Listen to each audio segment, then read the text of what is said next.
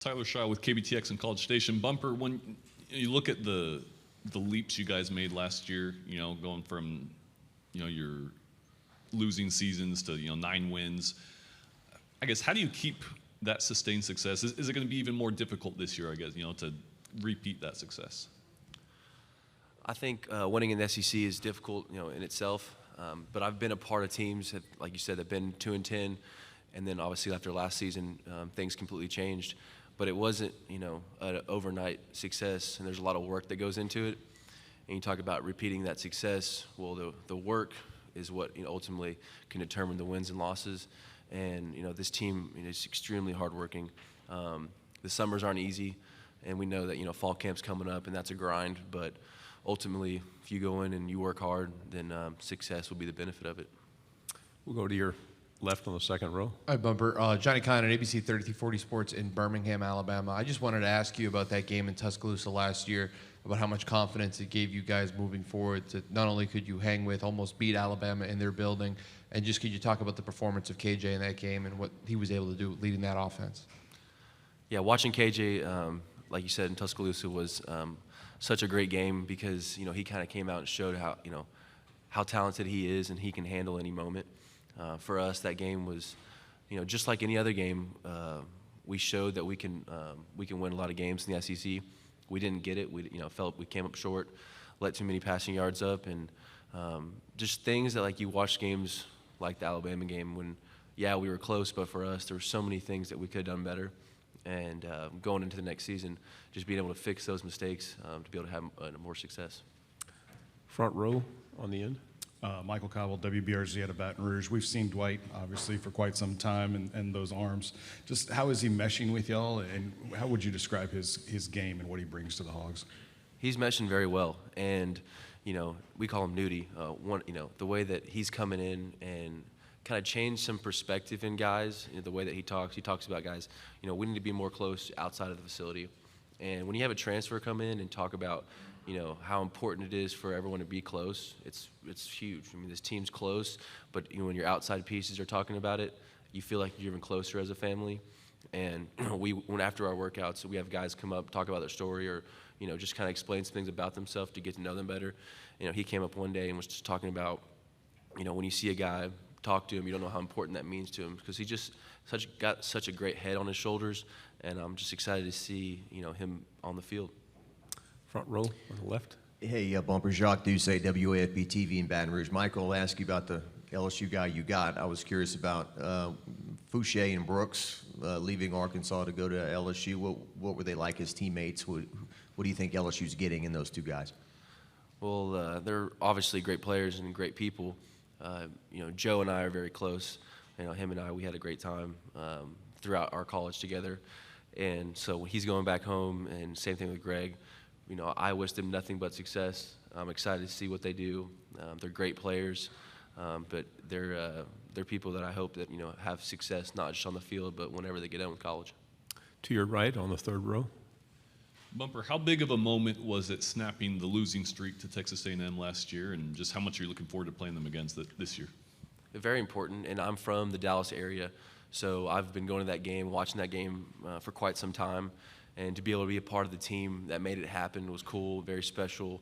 But I think it's also big because it's a big recruiting area also, and they see the Hogs winning in Dallas.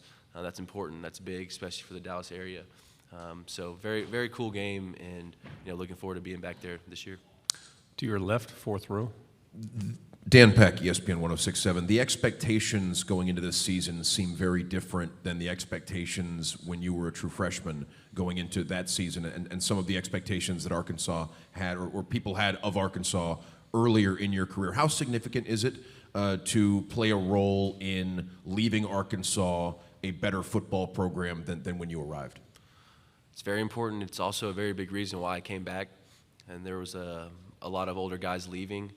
And I just felt that, I wanted to come back to be able to set a standard of how you work, what you do to end a season. Because we had that success last year, I didn't want it to be one of those things where it would just happen and then it's gone. I think that, you need older guys, breathing life into young guys, saying, hey, this is the way you do it. This is how you go about your business to be able to repeat that success. Second row, and then pass the microphone down when you're done. Anthony Patterson with the Atlanta Voice. I talked with KJ and your other teammate about the loss of Georgia. Both of them talked about how it basically humbled them and made them want to get back to the drawing board. For you, what do you remember about that game, and what was your thought process and mindset? Yeah, I think going into that game, it was the first time that we had been, highly ranked, and so we knew that it wasn't going to be an easy game, and we knew how talented Georgia was last year. But also, it's a lesson learned. We now know what it's like to have, a high ranking, be in a college game day, play a team like that, and we know there's certain things that we have to do differently. And like anything, experience is extremely important. So to be able to have that moment is only going to help us out more this year.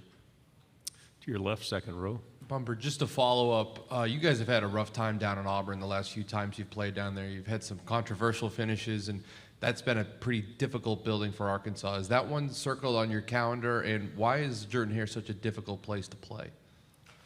Well, like you said, there were some games that we've had some close calls, but I think Auburn's been a team that I have not beaten yet, and so that's something that I would love to happen for us this year. In my freshman year, can't think back to quite a while, but such a cool stadium and a great environment.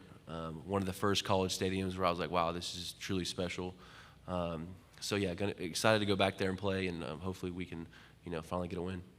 Front row here on your left. Bumper, what did last season's LSU win mean, especially since the defense kind of won the game with the interception there in overtime, and what does it mean when those guys go up to play you in Fayetteville? That's a big game, especially just because in history the Arkansas-LSU rivalry has been very big. And so finally getting to get back and get a win, get the boot back in our facility, very important to us and our fans. But yeah, like you said, one of those regions where it's a big recruiting battle. And so the more we win, the better it helps us out. So we're looking forward to having it in our stadium again this year. Okay, on the fourth row, and then we'll move to the third row. Okay. Could you tell us a little bit about your relationship with Barry Odom? It seems like his former players rave about the kind of coach and the kind of person he is, the impact he's had on you as a player and as a human being. Yes, he's very intense, very laser focused when it comes to football. He knows there's an on and off switch, and when he's in the facility, it's always on. And that mentality has, been instilled into me, and I've become a better person and a better player because of it. My outlook on the game has changed. I know that there's more of a process to it now that I did when I was younger. But I can understand why former players rave about him, because he's going to give you his all. And I feel like this year he's only stepped it up even more. His intense right now in the summertime is unlike I've ever seen. And so I'm very excited for the football season to begin. Okay. Hey, Bumper, Jeff Spiegel, ABC 3340 Birmingham. I mean, it really sounds like you guys have something really special going on there in Fayetteville. When you work with these guys during the summer and you're on the practice field with them day after day, do you look at this team and say, this is a team that can win the West this year?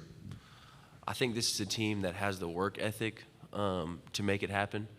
Obviously, the SEC is a battle. It's a grind every week. But I think that if you don't have that mentality, first off, you don't stand a chance. And I believe that this year we have guys that, want it and have the confidence to feel like they can do it. Any final questions? One last one here. What do you attribute that you said that this team has the work ethic to do that? Is that just being 2 years under Sam Pittman? What is it about the team that gives you guys that? So our strength coach, Coach Walker, is the best strength coach in the nation, and the workouts that he puts us through are extremely hard and they're extremely demanding. And whenever you go through these workouts, you can see in people's eyes, if they can handle it or not.